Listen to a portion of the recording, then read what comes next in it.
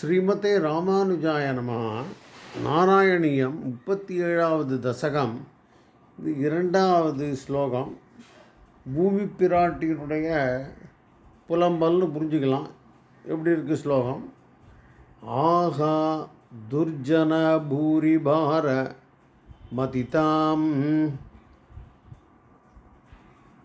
பாதோ நிதௌ பாதுகாம் ஏதாம் பாலய ஹந்த மே விவசதாம் சம்பிருச்ய தேவான் இமான் கிதி ஆஹதி பிரச்சுர பிரலாப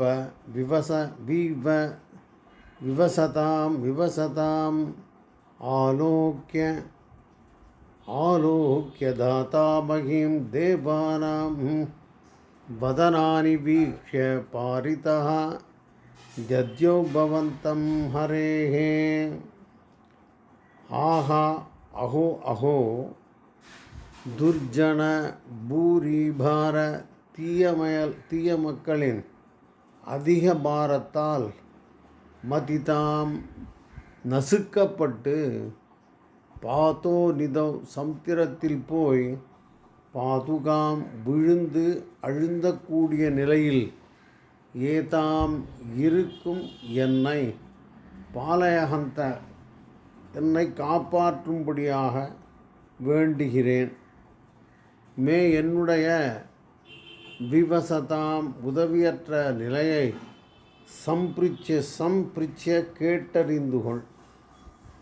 தேவானு ஈமானு இதி ஆதி இதே நிலையில் இருக்கும் தேவர்களுடையவும் மற்றவர்களுடையவும் விவசதாம் செயல்பட முடியாத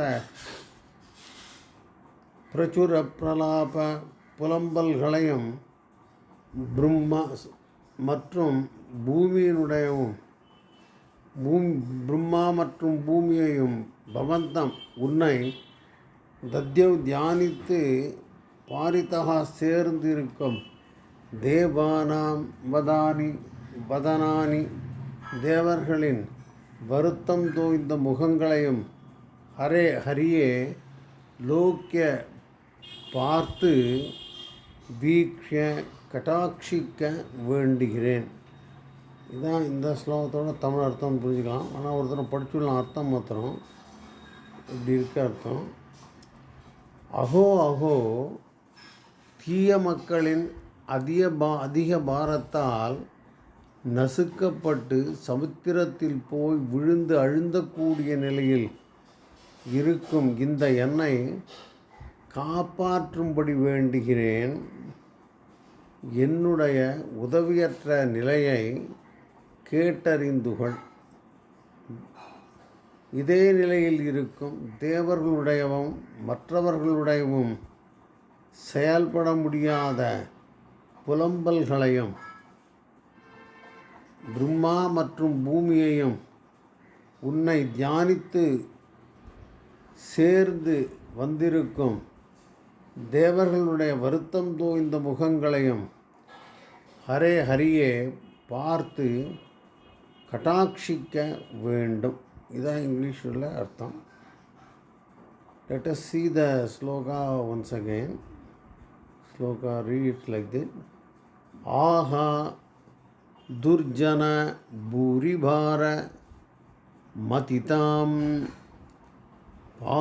pato nidhau padukam etam palayahanta me vivasatam sampricya தேவான் Imman இதி ஆஹதி பிரச்சுர பிரலாப விவசதாம் ஆலோக்ய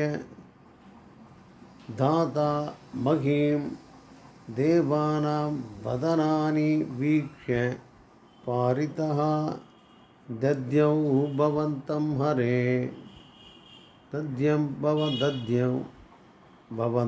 ஹரே. श्लोकं श्रीमते रामानुजाय नमः.